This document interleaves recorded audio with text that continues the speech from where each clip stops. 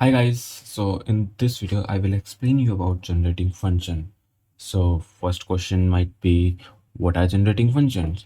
So when we convert an infinite sequence into a polynomial function, this polynomial function is known as generating function. Now you might be thinking, what type of sequence? Any type of sequence. For example, I have taken an whole number sequence where is 0 1 2 3 and so on. It will go to infinite.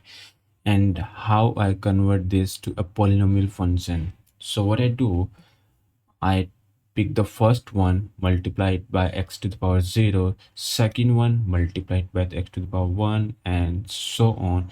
And that's how we get our generating function. Now the question you might be thinking about is that why we are doing this. We have a beautiful sequence, why we are converting it into a polynomial. What are we getting with that thing? So when we convert our sequence into a polynomial, we can use algebra like multiplication, plus, and so on. Like we can manipulate that sequence. But if we don't convert that thing into a polynomial, we can't manipulate the sequence. And I will show you one or two example as well.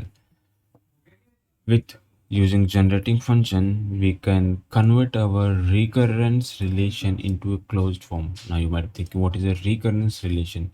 A recurrence relation basically means you can define a formula or a relation between two or three given numbers so that you can generate complete sequence. Like if I say you that the nth number will be summation of last two number, so we can get the nth number using the last two numbers. So it's a recurrence relation. Using this formula we can generate an infinite sequence. And if you have this thing given n minus 1 plus n minus 2, how you will find the nth term in terms of n? This will be a closed form. And how to convert this thing, that I will also explain you. And this generating function is very useful in counting problems. Like if I ask you how many ways you can arrange the n pair of brackets, yeah, with parentheses. So if you use the generating function and convert the into a closed form, you will get what we call catalannumber. And this I might be discuss in next video if I get 10 likes. Okay, now let's come back to the generating function. Okay, so this is the general formula of our, what we say, genetic function. Suppose you have a sequence of a0, a1, a2 up to infinite, and how we convert this sequence into a generating function. As I already told you, simply multiply by x to the power 0, x to the power 1, x to the power 2, and so on. So in short, we can write this thing like this. So this is the generating function, summation of a n xn from n is equal to 0 to n is equal to infinity. Now how our generating functions is used? Okay, so this is the question here. I'm going to explain you guys.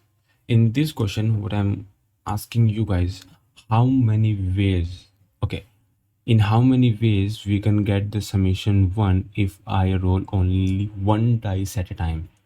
So in dice we have these following possible number 1 2 3 4 5 6, and if I ask you guys in how many ways I can get the summation 1, there is only one way, when I get 1. In how many ways I can get the sum equal to 2, there is only one way, when we get 2. In how many ways I can get the sum equal to 3, there is only one way, when our dice show 3. So all will be have possibility equal to 1. And similarly for dice too, because both the dice are same only. Now here we get a sequence of what, 1 1 1 1 1 1, and here also we get the sequence of 1 1 1 1. Okay, possibility of getting some 1, possibility of getting some 2, possibility of getting some 3, possibility of getting some 4, and so on. So from this sequence, I generated this generating function, where this power also means something like what are the possibility of getting some one, only one possibility. What are the possibility of getting some two, only one possibility. What are the possibility of getting some three, only one possibility. In similar way, we have generating function 1 and we have generating function 2. Now I will explain you the use of the what we call generating function. Now, what if you roll both the dice together? The one way is you make this table and count how many ways to get some two, only one way. How many ways to get some three, two ways. How many ways to get some four, three ways. But we are using generating function.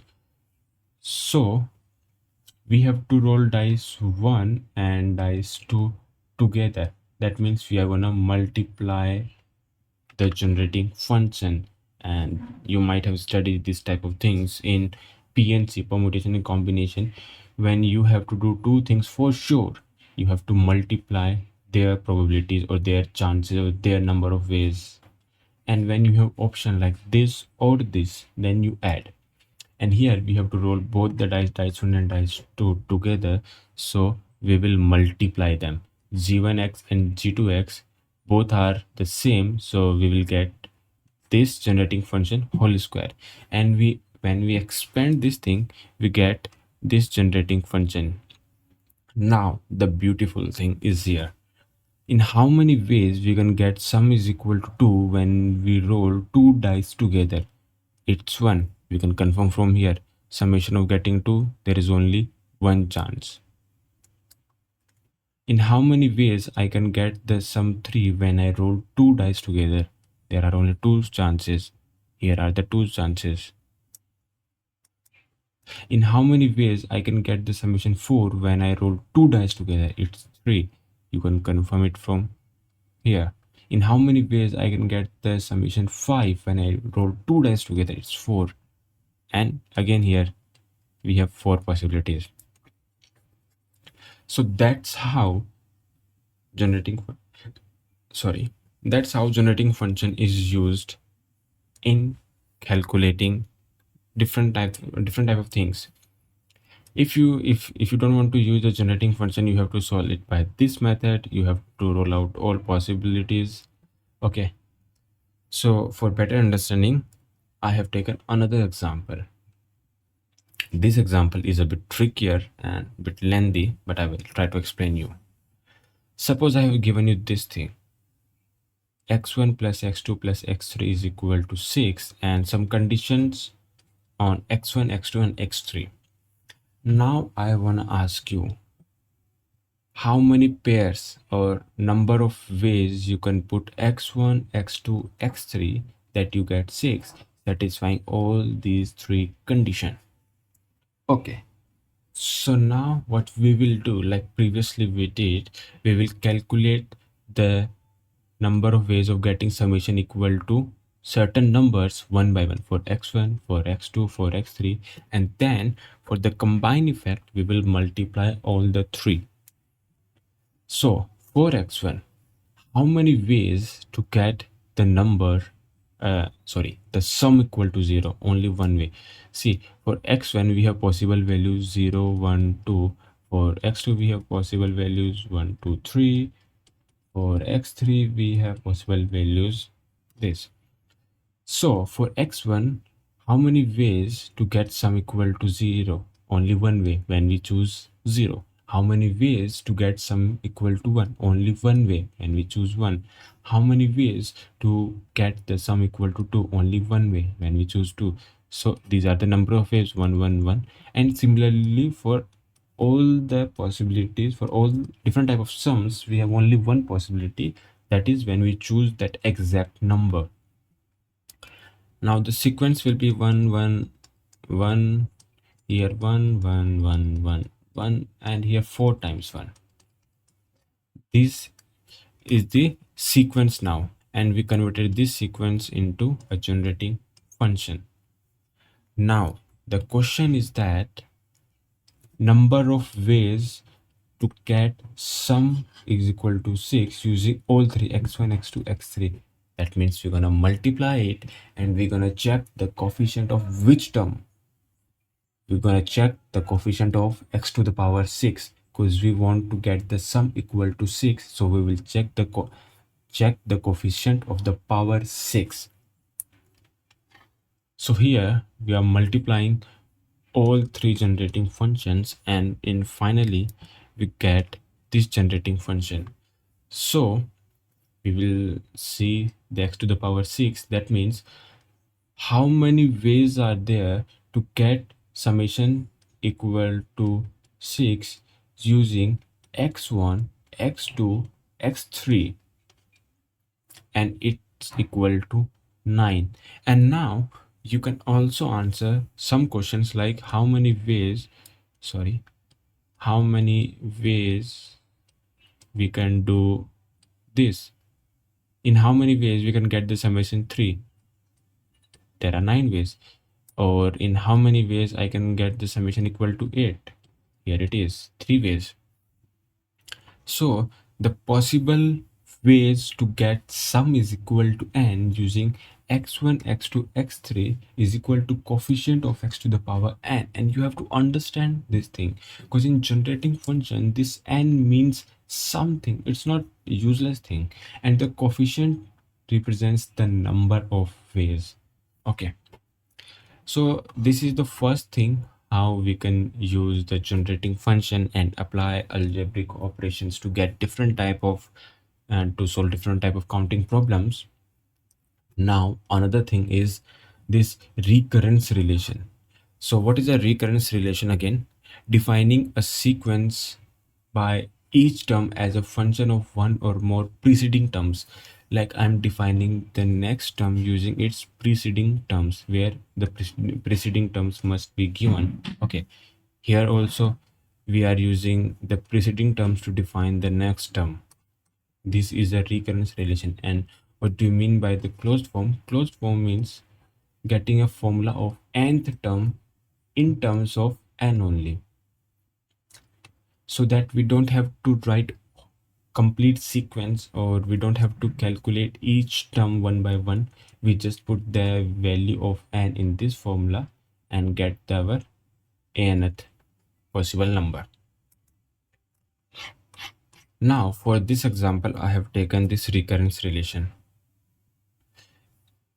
This relation and this recurrence relation, an is equal to 2 times of an minus 1, one number before plus 1, and initial condition is this. Now if you generate the sequence using this recurrence relation, you will get something like this. Now our task is to calculate a50, and if you keep calculating, it will be so difficult for you. You can do that, but it will be difficult. So we will convert this sequence into a closed form, a formula like an, where we put n is equal to 50 and get instantly the answer of a50. And this can be done using generating function. So what we will do, we will first convert this sequence into generating function. A to the power 0, this is a generating function. Okay, and we have to convert this thing into generating function. So what I did here, I imagined this sequence to be like this: a0, a1, a2, a3, and a4. And for this sequence, I generated this generating function. Now we have this thing given, that an is equal to 2 times of an minus 1 plus 1. First, what we will do, you understand this thing is equal to summation of x to the power n minus, and we mark this thing as equation number 1. You have to pay a little bit of attention here because now we're gonna use some nice mathematics. Okay, so this thing is given to us. So what I did, I multiplied x to the power n both sides. It become an xn 2 times an minus 1 x to the power n plus x to the power n.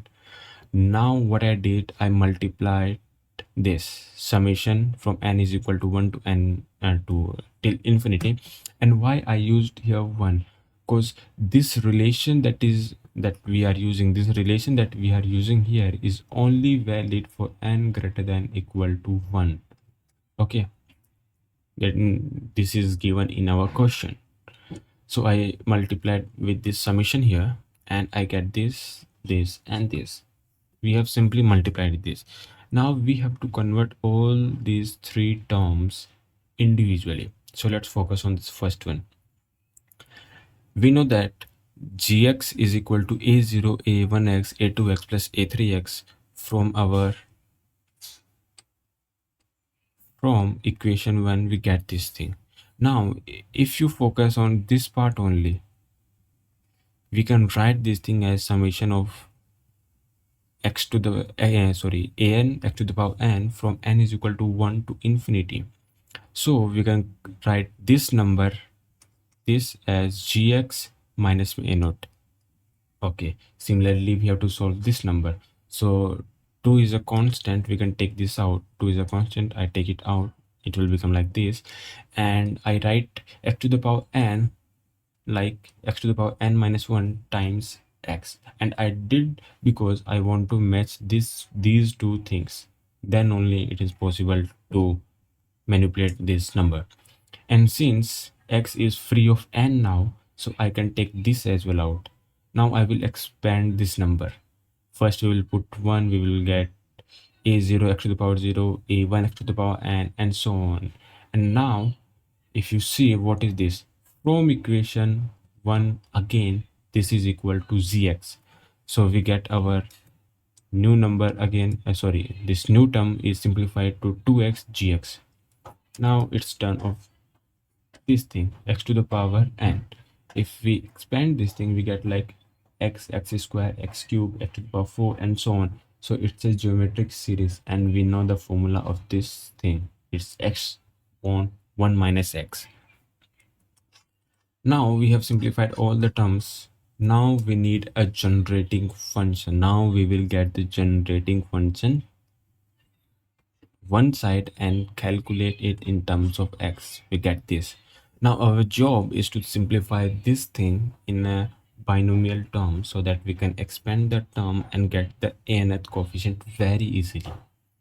So what I did, I write this x as 1 minus x minus 1 minus 2x. I need to write this x in terms of these two numbers, and I did the same. I divided individually, I get this number and this number. And since we know this thing from binomial expansion that 1 upon 1 minus x is equal to this, and here instead of x we have 2x, so in this formula we will put 2x everywhere. We get the summation of 2x to the power n, and here we get the summation of n is equal to 0 to infinity to the x to the power n. Now we will take common x to the power n, and we will get this coefficient. Now n term in sequence will be given by coefficient of x to the power n. The nth term in sequence will be given by coefficient of x to the power n, and the coefficient is 2 to the power n minus 1. And now we can easily calculate a to the power 50, that is 2 to the power 50 minus 1. This is how you convert a sequence into a closed form so that you can get any number of that sequence just by using the n. But to convert a sequence into a closed form, first you need to know the recurrence relation of that sequence. Sometime it might be given to you, like in this case it was given to you. You are not given with sequence, you are given with recurrence relation. So using that recurrence relation, you create the generating function, and with that you go to closed form. Sometimes you are not given with this recurrence relation, you are just with sequence, and with sequence you have to find a pattern, that is recurrence relation, then you generate a function, then you make a closed form. For example, a very nice question of valid parentheses. we get a sequence like this and this. So here, how you can create a recurrence relation, or how you can find a recurrence relation, it's a very good concept which I can explain you in next video if you subscribe and give me at least 10 likes. Then I will make a video on that thing, where how you convert your sequence into recurrence relation, for example in dig path and in valid parenthesis question. And we call the coefficient, that is an, as Catalan number. We call that thing Catalan number. So in this video I explained you about generating function, what are they and why they are used. I explained you using two examples. Also, I told you if you have a recurrence relation, how you can get a sequence, which is very easy. From that sequence, you can generate a generating function. From that generating function, you can get a closed form and everything. I know video is a little longer, but my main motive is to explain you this thing in very, very deep. So I think that's all for now. Bye.